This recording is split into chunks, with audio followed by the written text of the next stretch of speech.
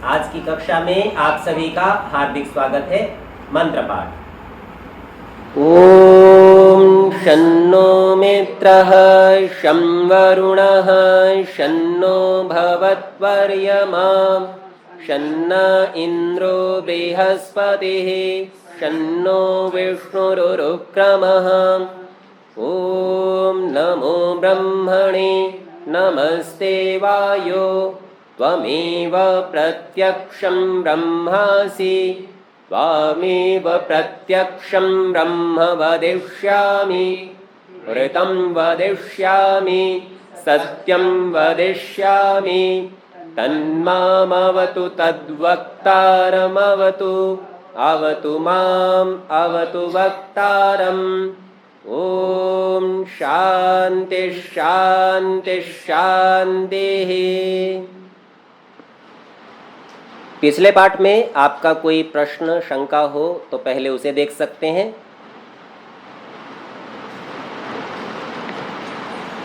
ठीक है, यदि उपस्थित लोगों का कोई प्रश्न नहीं है तो जो लोग इस कक्षा को ऑनलाइन सुन रहे हैं, यदि आपका कोई प्रश्न हो तो कह सकते हैं।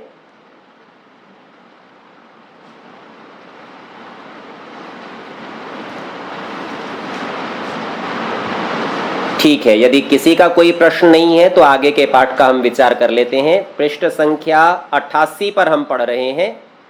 चतुर्थ समुल्लास चल रहा है और पिछले पाठ में हमने बलि वैश्वदेव यज्ञ के संबंध में थोड़ा सा विचार कर लिया था।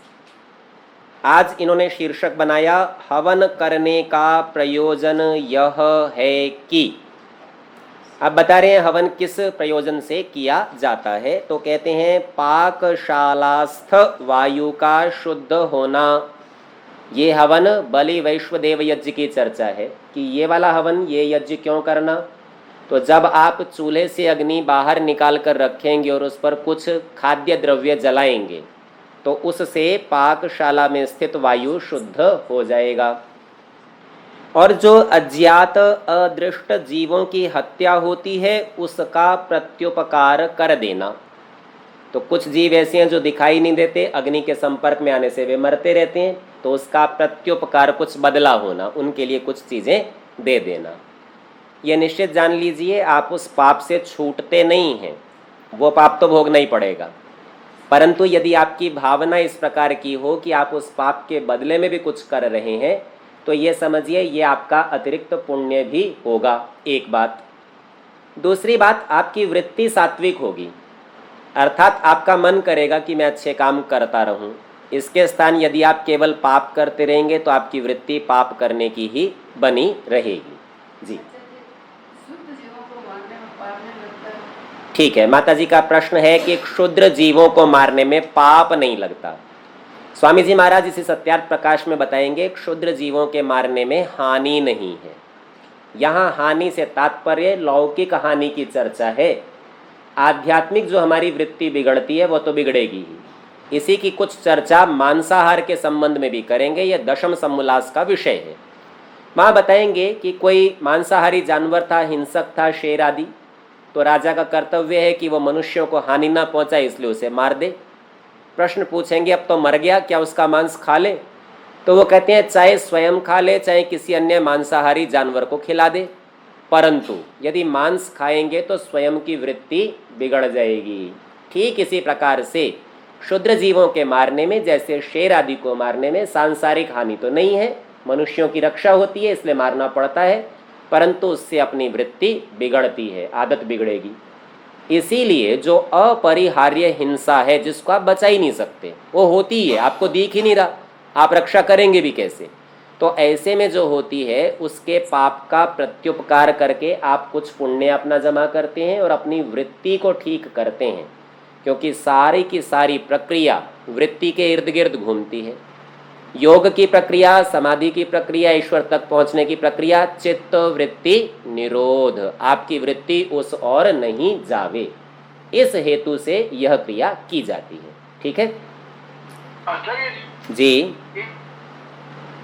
ये मच्छर आई जी मच्छर काटते होते हुए कई बार मार भी देते हैं मच्छर को, इसमें कहते हैं जी बिल्कुल वही बात है जो अभी माताजी के प्रश्न में आई। मच्छरों को क्षुद्र जीवों में गिना गया है। आपको इन्हें मारना ही पड़ेगा। यदि आप नहीं मारेंगे तो इनसे आप मारे जाएंगे। यदि दो में से एक का चयन करना हो तो किसका करेंगे? तो देखिए, कोई व्यक्ति कहेगा हम तो स्वार्थी नहीं होते हैं जी, हम क्यों हम मर जाएंगे और जीवों को बचा के रखेंगे। पर ध्यान रखना चाहिए, मनुष्य और इन क्षुद्र जीवों की तुलना में, क्षुद्र ही नहीं चाहे बड़े भी हों, सब प्राणियों में सर्वश्रेष्ठ प्राणी मनुष्य है। तो इन बातों का विचार करके, चूंकि यह ही श्रेष्ठतम कर्म कर सकता है, इसीलिए इसी की रक्षा का प्रयत्न करना। और इतना ही नहीं है, यदि दो मनुष्यों में हो जाए कि कौन सा मनुष्य बचे, तो जैसे हम शत्रु देश के सैनिकों को युद्ध में मार डालते हैं, मनुष्य होते हुए भी मार डालते हैं, वह भी करना आवश्यक है।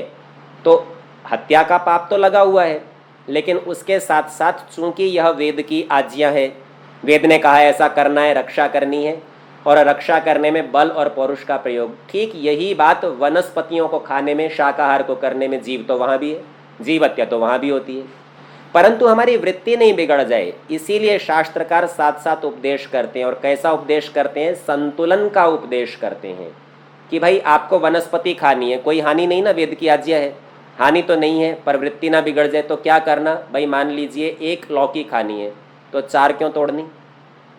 वो अन्यों के काम आएंगी।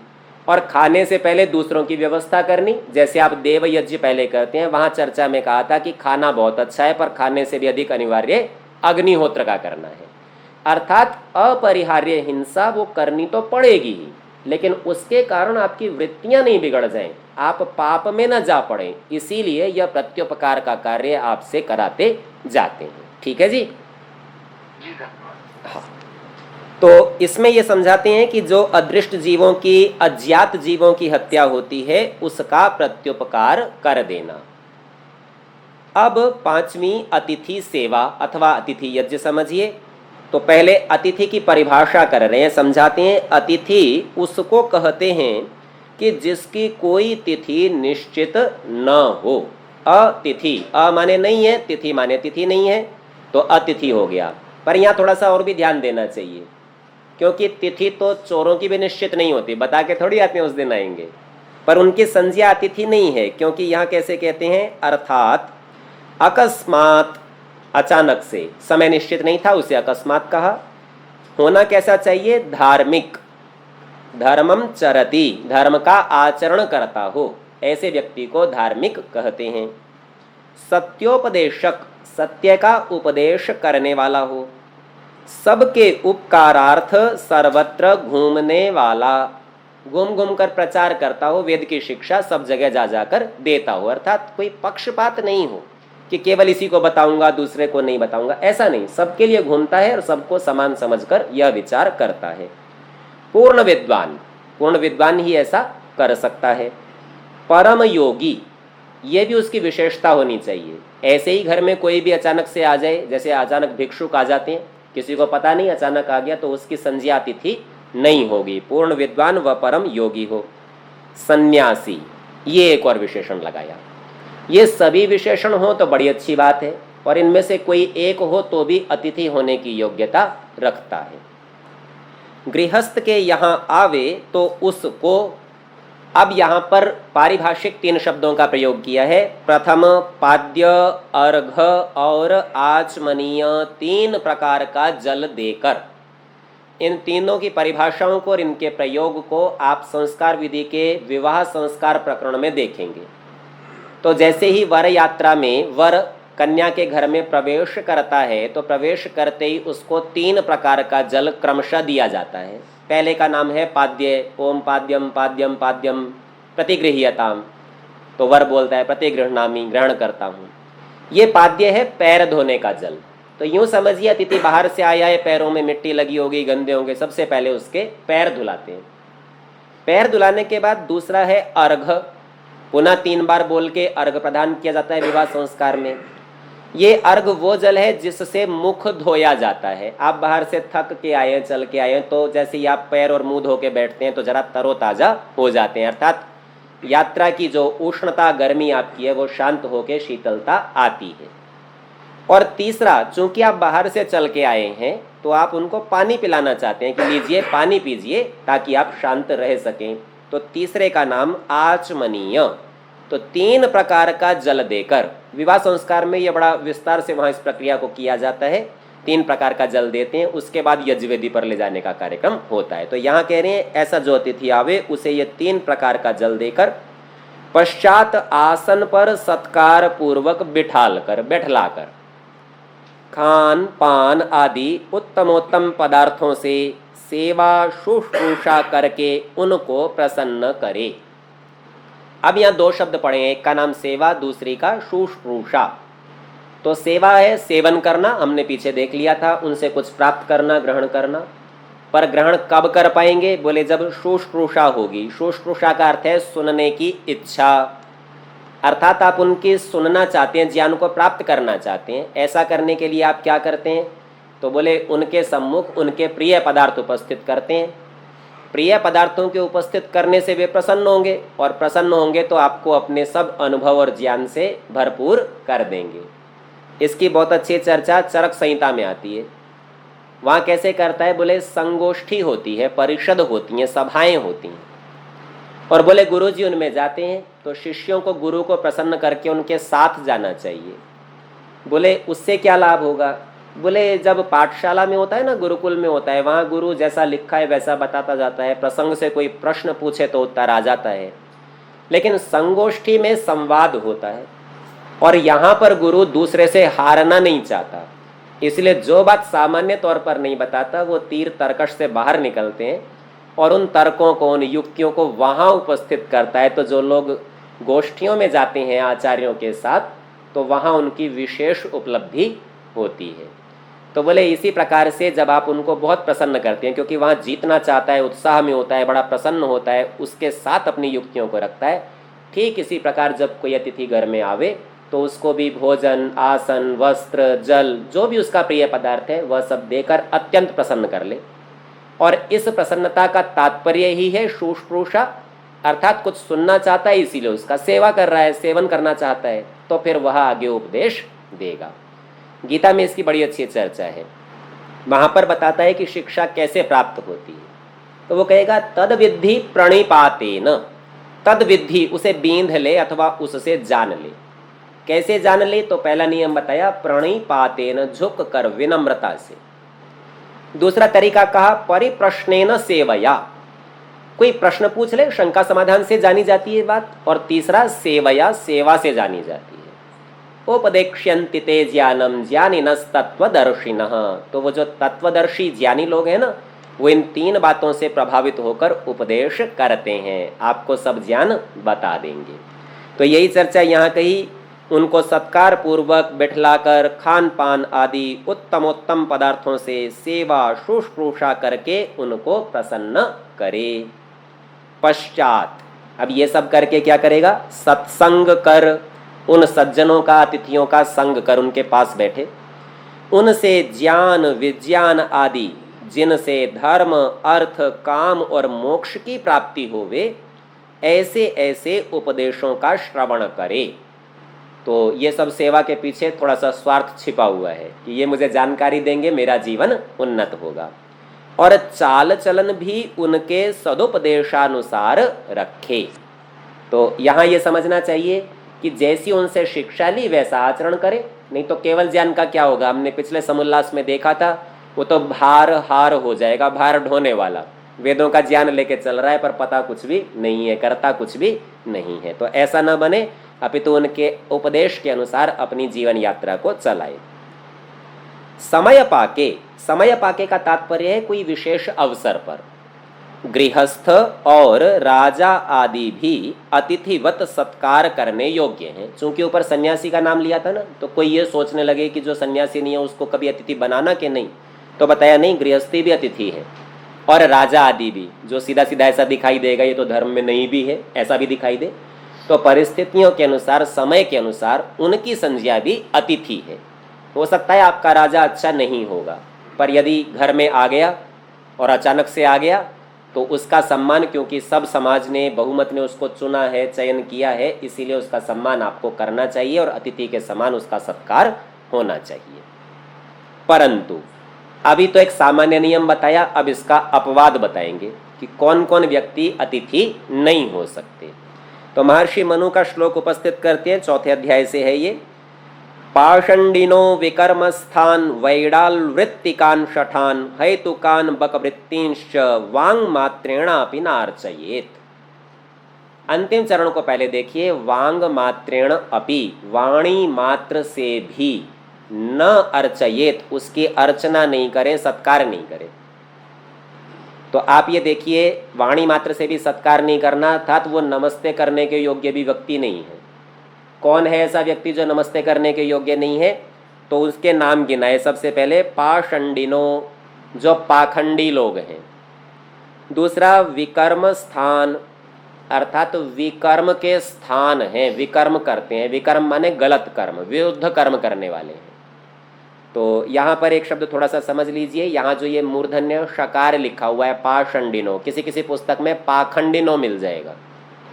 वास्तव में मूर्धन्य शकार का उच्चारण कुछ संप्रदायों में ख ऐसा करके किया जाता है। आप लोगों ने मंत्र सुना होगा अथवा कभी कभी पौराणिक पंडितों को सुना होगा। वो कैसा बोलते हैं? स्वस्ति न इंद्रो वृद्धश्रवाः स्वस्ति न पूखा। तो वो पूषा को पूखा बोलते हैं, तो उससे पाखंडी। लोक भाषा में भी पाखंडी शब्द वैसा आता जाता है, बन गया, चलन में आ गया। पाखंड का अपना एक अलग अर्थ भी है, वो आगे पाठ में विचार करेंगे।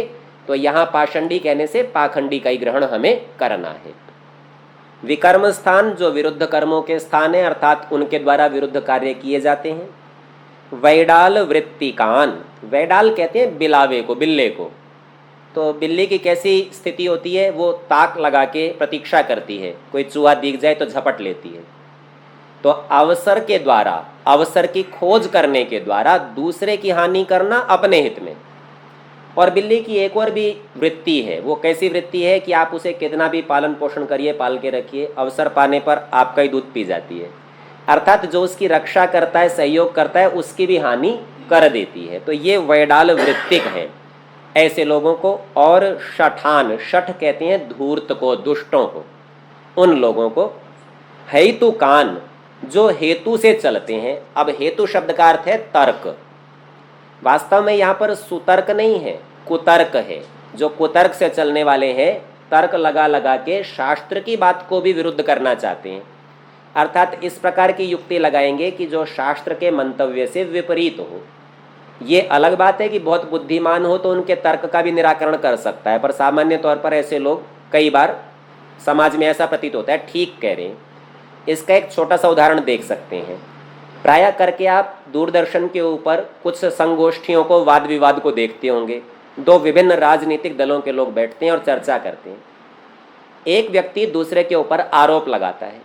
अब दूसरा व्यक्ति उस आरोप का तो उत्तर नहीं देता, अपितु पहले वाले पर दूसरे ही आरोप लगा देता है। यहाँ ध्यान दीजिए, न्याय दर्शन की शैली से दूसरा व्यक्ति हार चुका, क्योंकि उसने पहले वाले के प्रश्नों का उत्तर नहीं दिया, अर्थात निग्रह स्थान में जा चुका। क्यों? क्योंकि उसने यदि उसका उत्तर नहीं दिया तो उसके आरोप उसे स्वीकार है, और वो दूसरे के ऊपर आरोप लगाकर नए वाद का प्रारंभ कर रहा है। तो ये जो है ना, ये तर्क लगाते जाना कि उसने भी तो ऐसा किया था, आपने भी ऐसा किया था, आपकी ओर से भी ऐसा हुआ था, तो ये तर्क नहीं है, ये कुतर्क कहलाता है। क्योंकि चर्चा इस दूसरी बात की नहीं है, पहले की है कि पहला उचित है या नहीं है। तो इस प्रकार के ये हेतुकी लोग चर्चा करते हैं, विवाद करते हैं। यहाँ आर्य भाषा में जब आप पढ़ेंगे तो स्वामी जी महाराज उसको किस, उनके समय के जो संदर्भ है उन संदर्भों के साथ लाकर दिखाएंगे कि वो कैसे कैसे तर्क करने वाले लोग ये हेतुकी लोग हैं। तो इन लोगों को बक वृत्तिंश्च, और जो बगुले की वृत्ति वाले हैं। तो बगुले की भी परिस्थिति ऐसे ही है, नदी में, तालाब में, किनारों पर खड़ा होता है, एक पैर पर खड़ा होता है, आंख बंद करके खड़ा होता है। मछलियाँ सोचती हैं बड़ा साधु है, कोई ध्यान लगा रहा है, और जब उसके आसपास आती हैं तो झट उनको मारकर खा जाता है। अर्थात जो छद्म वेश धारण करते हैं, छल से दूसरा स्वरूप बनाते हैं और उस स्वरूप को दिखाकर दूसरी प्रकार का कृत्य करते हैं, ये बक वृत्ति वाले छली और कपटी लोग हैं। इन लोगों को वांग मात्रेण अपि नार्चयेत, वाणी मात्र से भी सत्कार नहीं करे, अर्थात इनको तो नमस्ते भी नहीं करे। ऐसे व्यक्ति हैं। अभी ऊपर बताया था अतिथि का सत्कार करे, पर अतिथि कोई इस प्रकार का हो तो हमारे पास बड़ा प्रसिद्ध उदाहरण है। रामायण के समय में रावण ने साधु का वेश बनाया अतिथि का, और उसके बाद जाके छल किया।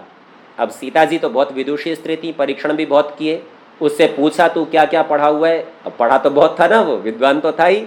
उसने बड़े बड़े शास्त्रों के सब नाम गिना दिए, वेदों के, दर्शनों के, ऋषियों के नाम बताए, उनके किए शास्त्र को पढ़ा है। तो अब सीता जी की परीक्षाओं में तो पास हो गया, पास हो गया तो छल हो गया, छल हो गया तो अपहरण हो गया। तो यहाँ पर बहुत अच्छी प्रकार से परीक्षण करना, परीक्षण के पश्चात व्यवहार करना, तब तक वार्तालाप भी नहीं करना, नमस्ते भी नहीं करना, महर्षि मनु का सीधा उपदेश है। अब आर्य भाषा में स्वामी जी महाराज जो इसके अर्थ करते हैं, इनका विचार करते हैं। सो कहते हैं पाषंडी अर्थात वेद निंदक, पर पाखंडी भी वेद निंदक होता है। कैसे होता है ये बात स्वामी जी स्वयं आगे बताएंगे। वेद विरुद्ध आचरण करने हारे, ये सब तो है पाषंडी। अब विकर्मस्थ उनकी चर्चा करते हैं, जो वेद विरुद्ध कर्म का करता। पहला तो वेद का विरोध कर रहा था, उसकी निंदा कर रहा था, अब ये वेद से उल्टा करता है। बोले खाली मुंह के कहने से नहीं होगा, करके करना पड़ेगा, दिखाना पड़ेगा। तो ये काम भी उल्टे करता है। वेद विरुद्ध कर्म का करता, मिथ्या भाषण आदि युक्त, झूठ बोलता है। सत्य को धर्म माना गया है और झूठ बोलने को अधर्म। तो जब झूठ का नाम लेते हैं ना, मिथ्या भाषण आदि, आदि कहने से सारे अधार्मिक कृत्य उसी के अंतर्गत आ गए। तो ये वेद के विरुद्ध करता। वैडाल वृत्तिक, जैसे विडाला छिप और स्थिर होकर ताकता ताकता झपट से मूषे, मूषे ने चूहा, आदि प्राणियों को मार अपना पेट भरता है, वैसे जनों का नाम वैडाल वृत्ति। शठ अर्थात हठी, दुराग्रही, अभिमानी, और अभिमानी को थोड़ा खोला है, आप जाने नहीं औरों का कहा माने नहीं। लोक में ऐसे लोग आपको बहुत दिखाई देंगे, ये लोग शठ कहलाते हैं। खुद पता नहीं है पर कोई बता दे तो भी मानना नहीं है। तुक, है तुकी लोग कैसे हैं? कुतर्की, यहाँ पर विशेषण लगाया है कु, कि ये तर्क तो करते हैं, युक्ति तो लगाते हैं, पर ये गलत लगाते हैं, इनकी विधि गलत है, शास्त्र से विरुद्ध है। व्यर्थ बकने वाले, जैसे कि आजकल के वेदांती बकते हैं, वेदांतियों के बकने का नमूना दिखाते हैं, हम ब्रह्म और जगत मिथ्या है, तो वेदादि शास्त्र और ईश्वर भी कल्पित हैं, इत्यादि गपोड़ा हाँकने वाले। तो ऐसी जो गप फेंकते हैं, कोई तर्क नहीं है सीधे सीधे उनके पास में, युक्ति से करते रहेंगे। मैं यहाँ आपको एक छोटा सा उदाहरण दिखाता हूँ, उदाहरण बड़ा रोचक है। अद्वैतवाद एक संप्रदाय है। सामान्य तौर पर ऐसा माना जाता है कि आदि गुरु जो शंकराचार्य थे उनका ही चलाया हुआ है। वास्तव में उनका ये मत था नहीं, परंतु प्रसिद्धि ऐसी है। अब यहाँ विचार करके देखिए, इस अद्वैतवाद में किसी बात को किस प्रकार सिद्ध करते हैं। सारा संसार झूठा सिद्ध करना है, क्योंकि ब्रह्म सत्य है, जगत मिथ्या है। जैसा यहाँ स्वामी जी ने भी लिखा, हम ब्रह्म है और जगत मिथ्या है। तो वो क्या कहते हैं, ये संसार नहीं होता। अब प्रतिज्ञा कर ली नहीं होता, तो प्रतिज्ञा कहने से तो सिद्ध नहीं होती, कोई कारण होना चाहिए। वो हेतु देंगे दिखाई देने से, ये दिखता है ना इसलिए नहीं होता। उनकी व्याप्ति समझिए, जो जो चीज दिखती है वो नहीं होती। अब बोले ये कैसे बनेगा, जो दिखता है वो तो होता है। ये तो उल्टी बात कह रहे हैं कि जो दिख रहा है वो नहीं होता। बोले नहीं, हम उदाहरण से समझाएंगे आपको बात। उदाहरण भी देते हैं। कैसे उदाहरण देते हैं? बोले देखो, आप स्वप्न देखते हो ना, वो दिखता है और नहीं होता, इसीलिए संसार भी दिखता है और नहीं होता। बड़ी रोचकता से कह दिया। अब ये कुतर्क है। अब यदि उनसे कुछ पूछ लिया जाए थोड़ा सा कि चलिए स्वप्न दिखता है नहीं होता, तो स्वप्न के न होने का पता जागने से चलता है। संसार नहीं है, ये तो स्वप्न की स्थिति हो गई, दिख रहा है। इसमें जागने की स्थिति कौन सी है वो बताइए जरा। तो थोड़े से तर्क से बिखर जाएंगे।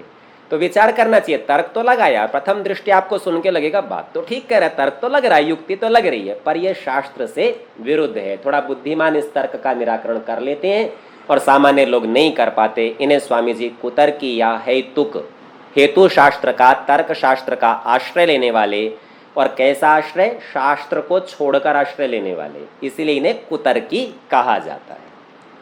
आगे कहते हैं बकवृत्ति। अब कुछ पुस्तकों में यहाँ पर वकवृत्ति छप गया है, और संस्कृत में श्लोक में भी वकवृत्तिंश ऐसा छप गया था, सो ठीक कर लेंगे, बक शब्द है। तो कहते हैं जैसे बक एक पैर उठा ध्यानावस्थित के समान होकर झट मच्छी के प्राण हर के अपना स्वार्थ सिद्ध करता है, अपना पेट भरता है और दूसरे की हानि करता है, वैसे आजकल के स्वामी जी के समय के, आजकल तो स्वामी जी का समय है, उस समय के वैरागी जो साधु लोग बने फिरते हैं ना, गेरुआ पहन लेते हैं और भिक्षा मांगते फिरते हैं, और खाकी आदि, खाक कहते हैं राख को, तो कुछ साधु ऐसे मिलेंगे जो राख लगाकर घूमते हैं अथवा धूना लगाकर बैठ जाते हैं, ये धूने जल रहे हैं जी, हम इसके बीच में बैठ के तपस्या, ऐसे लोगों को खाकी नाम से प्रसिद्धि की है। तो खाकी आदि हठी दुराग्रही वेद विरोधी हैं, ऐसों का सत्कार वाणी मात्र से भी न करना चाहिए। इस विषय में महर्षि मनु तो बड़े कठोर हैं, उन्हें नमस्ते भी नहीं करने देना चाहते, उनसे संवाद भी स्थापित नहीं करने देना चाहते, क्योंकि ये कुछ भी बोलेंगे तो आपको उलझा लेंगे और आपकी हानि कर डालेंगे। क्योंकि इनका सत्कार करने से ये वृद्धि को पाकर संसार को अधर्म युक्त करते हैं। थोड़ा सा संकेत यहाँ समझ लेना चाहिए। अपने में से कुछ लोग जो सज्जन हैं, धार्मिक वृत्ति के हैं और सामर्थ्य से युक्त हैं, वे दान देते हैं, और दान देते हुए कई बार अपात्र को या कुपात्र को दान देते हैं, और उनसे पूछो जी ये तो गलती कर दिया आपने, बोले अब हमको क्या पता, हमने तो दान दे दिया, आगे वो जाने, उसका काम जाने। भावना तो ठीक है, क्योंकि दान देने के बाद आपका अधिकार रहा नहीं तो आप पूछ तो सकते नहीं, परंतु यहाँ विचार करना चाहिए, यदि आपने परीक्षा पूर्वक सत्पात्र को दान नहीं दिया है, अर्थात योग्य व्यक्ति का सत्कार नहीं किया है, तो दो हानियां हुई। एक, आपने अधर्म के व्यवहार को, अधार्मिक को बढ़ा दिया, उसकी वृद्धि करा दी, उससे संसार दुख में आएगा। और दूसरी बात, वह ही सामर्थ्य धार्मिक के पास जाकर जो पुण्य होना था, आप उससे वंचित हो गए। तो इस बात को यहाँ उसके साथ भी संबंध करके देख लेना चाहिए। तो ये विचार करना चाहिए कि हमको अधार्मिक को, पापी को, अपात्र को, कुपात्र के साथ वाणी मात्र के व्यवहार से भी बचना है, आगे की बातें तो बहुत दूर की हैं। तो ऐसा बचेंगे तभी हम सज्जनों की वृद्धि और संसार को सुख दे सकते हैं। तो कहते हैं आप तो अवनति के काम करते ही हैं ये अधार्मिक लोग, परंतु साथ में सेवक को भी अविद्या रूपी महासागर में डुबा देते हैं। जो मैंने बात ये धन की कही है, इसी प्रसंग में, इसी संदर्भ में आगे चर्चा आएगी, वो बताएंगे यदि ऐसे व्यक्तियों को आप दान आदि दे देते हैं तो उससे क्या हानि होती है। और यहाँ उसको पहले संक्षेप में कह दिया है कि जो उनकी सेवा करने वाला है, उनकी शोष पुरुषार्थात सुनने की इच्छा से उनके पास गया है, तो ऐसा व्यक्ति भी दुख सागर में डूबता है, बचता नहीं। इन 5 महायज्ञों का फल यह है कि, अब एक एक का क्रम से फल भी कहते हैं, कुछ तो पहले भी कह दिए थे, कुछ यहाँ भी कहते हैं। तो सबसे पहले ब्रह्मयज्ञ के करने से विद्या, शिक्षा, धर्म, सभ्यता आदि शुभ गुणों की वृद्धि। तो ब्रह्मयज्ञ अर्थात संध्योपासना के करने से इतनी उपलब्धि होती हैं।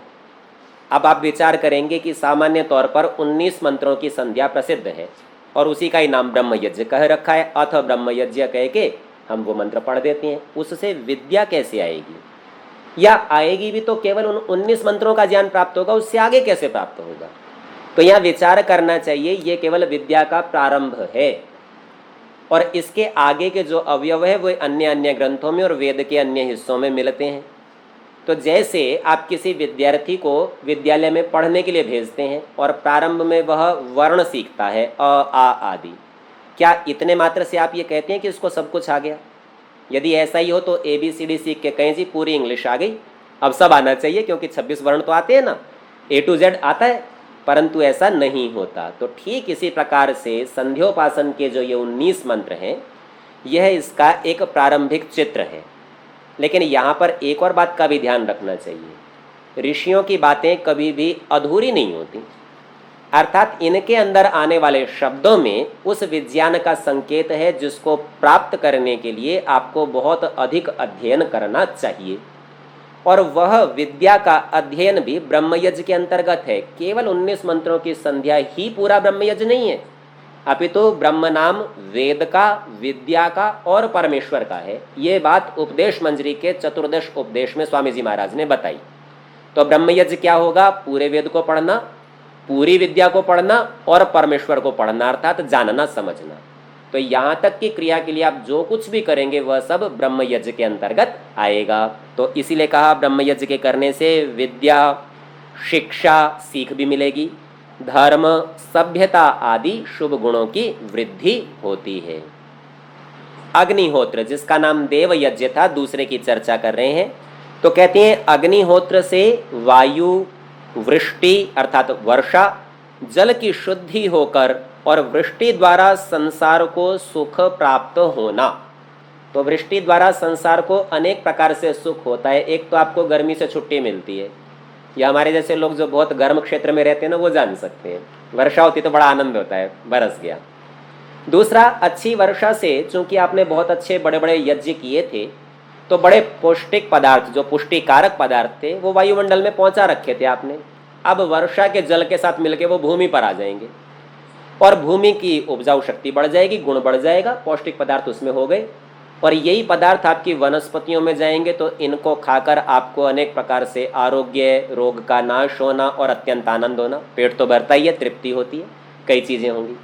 तो ये इसी प्रकार बता रहे हैं, वृष्टि द्वारा संसार को सुख प्राप्त होना। अर्थात कैसे कैसे होता है, कुछ उसके उदाहरण बता रहे हैं। शुद्ध वायु का श्वास, तो वृष्टि से वैसे भी वायु शुद्ध होती है। वो कैसे? आप बहुत सारे वाहन लेकर घूमते हैं, कारखाने कार्य करते हैं और बड़ा प्रदूषण भी वायुमंडल में होता है, छोड़ा जाता है। जब बारिश होती है तो वो सारा प्रदूषण भी तो नीचे आ जाता है ना। वो नीचे आ गया तो वायु शुद्ध हो गई और आपको शुद्ध वायु का स्पर्श होगा, उसमें आप श्वास लेंगे।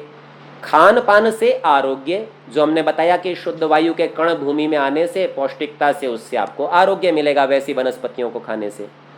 बुद्धि, बल, पराक्रम बढ़ के, तो देखिए यज्ञ के करने से बुद्धि बढ़ती है। ये चर्चा हम पिछले भी पाठों में कर चुके हैं, किस प्रकार मस्तिष्क का विकास सुगंध के द्वारा, यज्ञ के द्वारा, घृत के द्वारा होता है।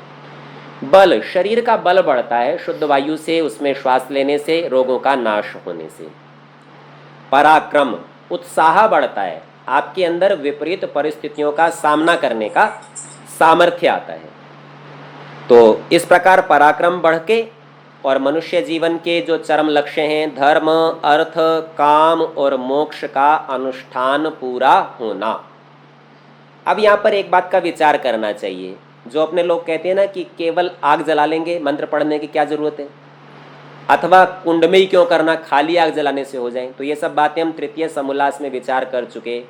विशेष योजना से विशेष उपलब्धि होती है। कुंड का एक विशेष प्रकार बनाने से दहन प्रक्रिया अच्छी होकर लाभ अधिक होता है। और वेद मंत्रों के पढ़ने से कितने लाभ होते हैं जी? एक, हमें वेद पढ़ना आता है। आगे कभी वेद देखेंगे तो घबराएंगे नहीं, देखा हुआ है तो रोज पढ़ते हैं। दूसरा लाभ कैसा होता है कि वेदों में जो मंत्रों के कहे गए, मंत्र कहे गए, उनमें लाभ बताए गए यज्ञ के और अन्य बातों के, वो हमको जानकारी होती है, ज्ञान बढ़ता है। तीसरा, रोज रोज वेद पढ़ेंगे तो वेदों की रक्षा होगी, सुरक्षित रखेंगे तो रोज का काम है, वेदों की रक्षा होती है। और स्वामी जी महाराज उपदेश मंजरी के 7वें उपदेश में एक अलग ही तरह का लाभ गिनाते हैं। वो कहते हैं वेद मंत्रों के पढ़ने से ईश्वर की भक्ति होती है, स्तुति होती है। यूँ समझिए, परमेश्वर जैसा व्यक्ति, द्रव्य बहुत सर्वश्रेष्ठ, उससे अच्छा और कुछ हो नहीं सकता, सब उससे नीचे हैं।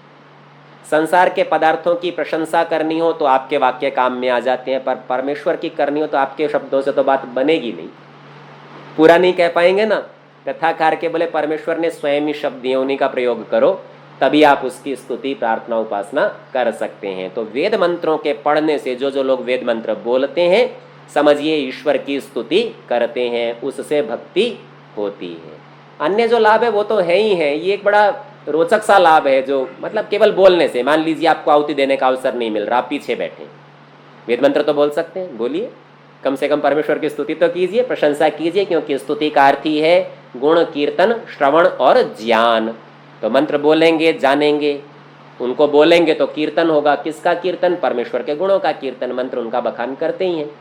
तो इसीलिए सबको सब प्रकार से वेद मंत्र अवश्य बोलने चाहिए, और शुद्ध बोलेंगे तो और भी अच्छा लाभ होगा। तो यज्ञ अनेक प्रकार से लाभ करता है। यज्ञ का विषय बड़ा विस्तृत है, यहाँ संक्षेप से स्वामी जी महाराज ने थोड़े से लाभ गिनाए हैं, इसीलिए इसको देव यज्ञ कहते हैं। अब यहाँ पर थोड़ा सा विचार करना चाहिए। देव यज्ञ तो हमको पता चल गया, अग्निहोत्र का नाम है, इसीलिए कहते हैं, ये हेतु है, हेतु ऊपर बताए, इतने काम होते हैं, इन कामों से इसे देव यज्ञ क्यों कहते हैं? तो समझना चाहिए, देव शब्द का अर्थ है दिव्यता। दिव्यता का तात्पर्य है जहाँ स्थूल सीमाएं टूट जाएं और सूक्ष्मता से कार्य चलते हैं, उसे कहते हैं देव। लोक में जितने भी देव प्रसिद्ध है ना, वो सामान्य तौर पर दिखाई नहीं देते पर कार्य करते हैं, या आप उनका किसी न किसी परिणाम से अनुभव करते हैं। सूर्य तो चलो बड़ा स्थूल देव है, दिखाई देता है, उसके प्रकाश ताप का आप अनुभव करते हैं, परंतु सीधा सीधा आपको ताप का पता नहीं चलता। जब आपको गर्मी लगने लगती है तब आप कहते हो ये सूर्य के कारण है। सूर्य से गर्मी तो आती हुई नहीं दिखाई देती ना। अर्थात दिव्य शक्तियाँ प्रकट नहीं होती, प्रदर्शित नहीं होती, पर उनका सीधा परिणाम हमको मिलता है। वायु तो दिखती ही नहीं, वायु भी देव है। चंद्रमा की शीतलता, चंद्रमा तो दिखता है पर शीतलता नहीं दिखती, अनुभव में आती है। इसी प्रकार से जो जड़ और चेतन देव हैं, प्राय करके वो द्रव्य तो दिख पड़ते हैं पर उनका गुण दिख नहीं पड़ता सूक्ष्म होने से। तो जहाँ स्थूलता की सीमाएं टूट जाए और सूक्ष्मता प्राप्त हो जाए उसे दिव्य गुण कहते हैं। और दिव्य गुणों का यज्ञ, यज्ञ शब्द के तो अनेक अर्थ हैं, अब यज्ञ बड़ा विस्तृत शब्द है, यहाँ सारा व्याख्यान नहीं करेंगे, बस प्रक्रिया को समझ लीजिए कि जिस प्रक्रिया में सूक्ष्मता आती हो उसे देव यज्ञ कह देंगे। जैसे हम यज्ञ करके पड़ोसी से झगड़ा करके बैठे और उसको हम कोई अपना यज्ञ शेष प्रसाद मिठाई नहीं देना चाहते, परंतु क्या यज्ञ की सुगंधी लेने से उसे रोक सकते हैं? क्या वो स्वयं को रोक सकता है? नाक बंद करके बैठेगा क्या इतनी देर कि साहब सुगंधी यार ये नहीं लेनी, उनकी है? तो ये ध्यान रखिए, हमारी जो स्थूल सीमाएं थी, हमारे अहंकार की थी, वो यहाँ खंडित हो जाती हैं और सूक्ष्म स्तर पर उस व्यक्ति को लाभ होता है। इसीलिए इसका नाम देव यज्ञ। ये तो था व्यावहारिक दृष्टि से सूक्ष्मता, लेकिन सूक्ष्म पदार्थों की चर्चा करें तो शरीर की तुलना में मन, बुद्धि, चित्त, अहंकार, अंतःकरण सूक्ष्म है और इनकी भी तुलना में आत्मा अति सूक्ष्म है। तो ये वहाँ तक के द्रव्यों का लाभ करने से, सूक्ष्मता को प्रस्तुत करने से देवयज्ञ कहलाता है। अब इसके आगे कहते हैं पितृयज्ञ से जब माता पिता और ज्ञानी महात्माओं की सेवा करेगा, तो पितृयज्ञ में यही किया जाता है, इन सब की सेवा की जाती है, तब उसका ज्ञान बढ़ेगा और उससे सत्य असत्य का निर्णय कर सत्य का ग्रहण और असत्य का त्याग करके सुखी रहेगा। तो यही बात भूमिका में भी बताई थी। वहाँ स्वामी जी महाराज ने सत्यार्थ प्रकाश में भूमिका में कहा था, विद्वानों का, आप्तों का ये कर्तव्य है कि सबके सामने सत्य और असत्य का स्वरूप प्रकट कर दे, पश्चात वे अपना हित और अहित जानकर स्वयं सत्य का ग्रहण कर लेंगे, असत्य का परित्याग कर लेंगे। ये उनकी स्वतंत्रता है, आपका कर्तव्य बताने तक। और यही काम माता पिता और ज्ञानी महात्माओं का, कहे देने तक, बता देने तक कार्य है। किसी के पीछे पड़ जाए कि नहीं आपको ये करना ही पड़ेगा, ऐसा नहीं करना चाहिए। बालकों के संबंध में हम विचार कर सकते हैं कि जो बिल्कुल ही अज्ञानी हैं, कुछ जानते ही नहीं हैं, उनको तो एक बार प्रारंभ में हाथ पकड़ के चलना, बोलना, लिखना सब सिखाना पड़ता है। तो प्रारंभिक अवस्था में यज्ञ आदि की क्रियाओं को भी सिखाना पड़ता है, पर जैसे जैसे वे समर्थ होते जाएं, समझने के योग्य होते जाएं, तो पश्चात केवल उपदेश से ही कार्य लेना चाहिए अथवा अपने व्यवहार का एक दृष्टांत उनके सम्मुख प्रस्तुत करना चाहिए, पीछे ना पड़ना चाहिए। तो कहते हैं उससे सत्य असत्य का निर्णय कर सत्य का ग्रहण और असत्य का त्याग करके सुखी रहेगा। ये तो प्रथम लाभ। दूसरा कृतज्ञता। कृतज्ञता शब्द को समझिए, कृत माने किया हुआ कार्य, ज्ञ माने ज्ञान, किए हुए कार्य का ज्ञान रखना, जानना, मानना। किसी ने मेरा कुछ उपकार किया, मैं स्वीकार करता हूँ, उनका धन्यवाद करता हूँ, 4 जगह कहता हूँ जी अमुक व्यक्ति ने बड़ी सहायता की। इसे कहते हैं कृतज्ञता का ज्ञापन करना, दूसरों को भी बताना, स्वयं तो जानना ही, मानना ही और दूसरों को बताना भी। तो कृतज्ञता के संबंध में कहते हैं अर्थात जैसी सेवा माता पिता और आचार्य ने संतान और शिष्यों की है अर्थात करी है। तो जैसे आचार्य लोग, माता पिता लोग संतान की, शिष्यों की सेवा करते हैं, उसका बदला देना उचित ही है। अर्थात उस बात को स्वीकार भी करना कि आपका उपकार है और उपकार का प्रत्युपकार किया जाता है, अर्थात उनकी भी वैसी ही सेवा करने का प्रयत्न करना, यथा योग्य व्यवहार करना। तो इसका नाम पितृयज्ञ है। तो अब यहाँ तो कह दिया कि ऐसा करना उचित है, इसमें लाभ क्या हुआ? ये तो लाभ गिना रहे थे ना, फल। तो यूँ समझिए, जो व्यक्ति कृतज्ञ होता है, शास्त्रों में उसके लिए बड़े निंदनीय वाक्य लिखे। ऐसा कहते हैं कि जो कृतज्ञ व्यक्ति मर जाता है तो उसके मांस को चील कौवे भी नहीं खाते, बोले ये कृतज्ञ था, ये पापी था, ये मांस खाएंगे तो हम भी बुरे हो जाएंगे। माने हम मांसाहारी को, चील कौवों को बड़ा निकृष्ट जीव समझते हैं। तो यहां निंदार्थवाद के द्वारा बताया गया कि कृतघ्न व्यक्ति उनसे भी नीचे है। वाल्मीकि रामायण में भी इसकी थोड़ी सी चर्चा आती है। तो वहां कैसे कहेंगे कि गोघ्ने चैव सुरापे च चौरे भग्न व्रते तथा सर्वस्य निष्कृति विहिता शास्त्रे कृतघ्नस्य नास्ति निष्कृति ही। गाय की हत्या कर दी, बहुत बड़ा पाप है। शराब पी ली, बहुत बड़ा पाप है। चोरी कर ली, बहुत ही बड़ा पाप है। और कोई अपना व्रत संकल्प तोड़ दिया, बोले ये भयंकर पाप है। लेकिन इन सब पापों का कुछ ना कुछ प्रायश्चित शास्त्रों में बताया गया। लेकिन जो व्यक्ति किए हुए के उपकार को नहीं मानता, नहीं जानता, कृतघ्न होता है, किए हुए की हानि करता है, बोले उसका कोई प्रायश्चित नहीं। तो यूँ समझिए, अत्यंत पाप से बचना, अत्यंत दुख से बचना हो तो कृतज्ञता का स्वीकार करना चाहिए। माता पिता, आचार्य और विद्वान अतिथियों से जो हमको लाभ हुआ है उसको स्वीकार करके उनका प्रत्युपकार करने को तत्पर रहना चाहिए। ये पितृयज्ञ का फल है, ताकि हम इस दुख से बच सकें। तो यहाँ तक हमने 3 यज्ञों के फलों का विचार कर लिया। पाठ का समय समाप्ति पर है। हमारे पास एक ऑनलाइन प्रश्न आया था अर्चना जी की ओर से। उन्होंने पूछा था आज्य पा किनका नाम है? ये पितरों का नाम है, किसे कहते हैं? तो आज्य शब्द के 2 अर्थ हैं। एक आज्य का अर्थ है घृत, घी, और दूसरा आज्य का अर्थ है ज्ञान विज्ञान। वो अर्थ उसके धातु अर्थ से निकलता है। मूल धातु है अज गति क्षेपण यो हो, अर्थात जिससे गति हो। गति के 3 अर्थ हैं, ज्ञान, गमन और प्राप्ति। तो जिससे ज्ञान हो उसे भी आज्य कहते हैं। अब पा शब्द को समझिए। पा शब्द का अर्थ है पा रक्षणे, रक्षा करना। तो जो घृत के द्वारा और ज्ञान के द्वारा रक्षा करने वाले पितर हैं उन्हें आज्य पा कहते हैं। और पा धातु का अर्थ पान करना, पीना भी होता है। जो घृत को पीने वाले लोग हैं वो भी आज्य पा हैं। तो यहाँ जब स्वामी जी महाराज ने कहा था पृष्ठ संख्या 87 में, य आज्यम ज्ञातुम, जो आज्य को जानने के लिए, ज्ञान को जानने के लिए, ज्ञातुम का अर्थ खोला प्राप्तुम, प्राप्त करने के लिए, योग्यम, जो उसके योग्य हो, अर्थात वो जानता भी है, प्राप्त करने के लिए भी तत्पर है और दूसरों को दे भी सकता है। और दूसरी प्रकार कहा था रक्षंती वा, अथवा ज्ञान की रक्षा करते हैं। तीसरा कहा था पिबंती, पी लेते हैं, अर्थात घृत को पीते हैं अथवा ज्ञान को पीते हैं, जैसा भी आप समझ सकते हैं। त आज्यपाहा, वे आज्यपा नाम के पितर हैं। आर्य भाषा में कहा था जो जानने के योग्य वस्तु के रक्षक और घृत, दुग्ध आदि खाने और पीने हारे हों वे आज्यपा। तो ये पितरों का नाम है। तो आज्यपा का अर्थ मैं समझता हूँ स्पष्ट हो गया होगा। फिर भी कोई प्रश्न रहेंगे तो अगली कक्षाओं में उनका विचार कर लेंगे। आज के पाठ को यहीं विराम करते हैं। ओ